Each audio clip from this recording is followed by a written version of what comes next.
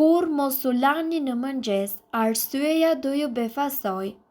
Të përdor një sfungjer, e thënë nga dermatologu nga Orlando, Matthew, insiston se përdorimi i sfungjerit bën që të krijoni një hapësirë të përsosur për baktere dhe që mund të sillin në rreziqe për shëndetin tuaj.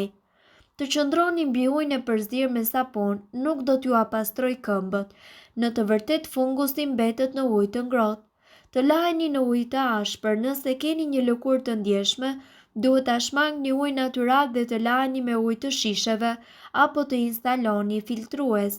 Të lani fytyrën në dush, sipas ekspertës të kujdesit ndaj lëkurës, Kay Scott, nxehtësia e ujit dhe shtypja mund t'i bëjnë shumë keq lëkurës tuaj.